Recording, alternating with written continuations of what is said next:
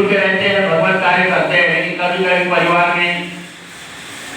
बहू जो है सास की नहीं सुनती, सास बहू की नहीं सुनती, पत्नी पति की नहीं सुनती, पति पत्नी का नहीं सुनते और माता पिता के बच्चों नहीं सुनते। जहां ऐसा वातावरण रहता है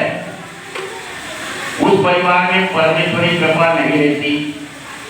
बिल्कुल नहीं। चाहे वो 10 साल का हो, 15 साल का हो या 50 साल का सेवक हो,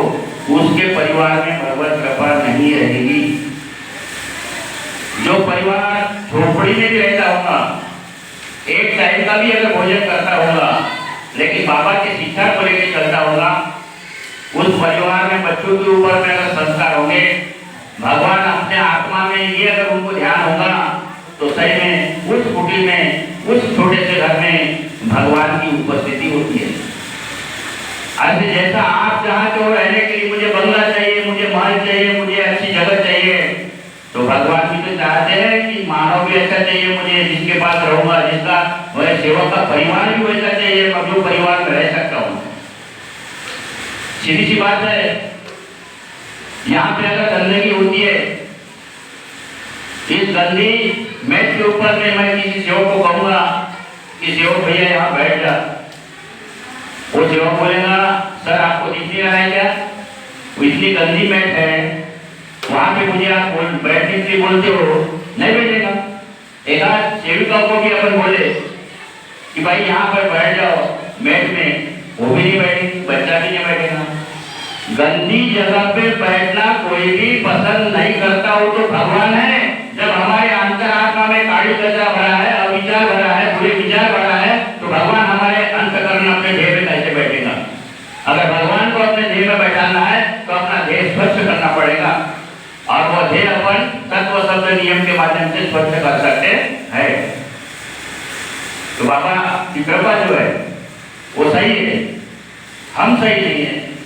हम गलत है, क्योंकि हम बरोबर चलते नहीं, और इसीलिए अपने परिवार में अनेक प्रकार की पीड़ा आती है, दुख आते हैं, और उसको अपने को भोगना पड़ता है। जब अपने को समझ आ जाती है,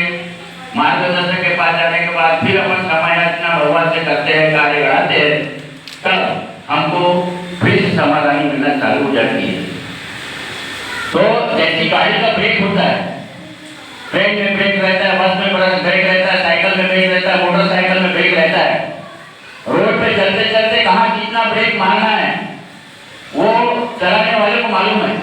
अगर ज्यादा ही सबसे ऊपर पहाड़ है और अपनी स्पीड अगर एकदम फास्ट है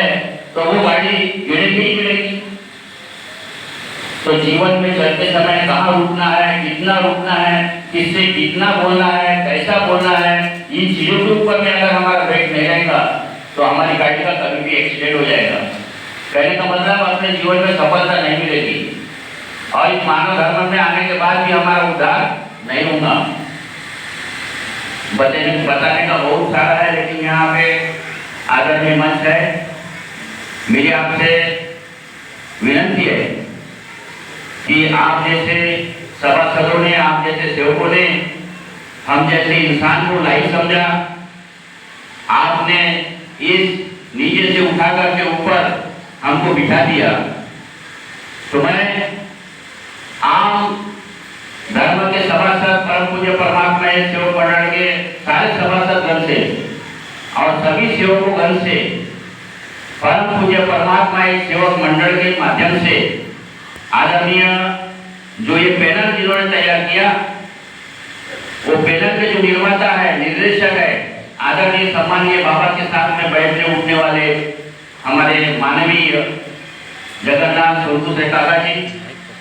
आदरणीय राहुल गुरु जी, आदरणीय मेयर साहब, आदरणीय वैद्य साहब, इनके माध्यम से और आज जो मंडल के अध्यक्ष बने हैं उनके माध्यम से, उपाध्यक्ष के माध्यम से, सचिव के माध्यम से, सह सचिव के माध्यम से और संचालक के माध्यम से पूरे मंडल के जो संचालक मंडल और मार्गदर्शक है उनके माध्यम से मैं आप लोगों का स्वागत करना चाहता हूँ। स्वागतम, सुस्वागतम, शुक्रिया, अभिनंदन। आपने इस मंडल में एक अच्छे व्यक्तियों का चयन किया है और मुझे आत्मविश्वास है मंडल का विकास होगा।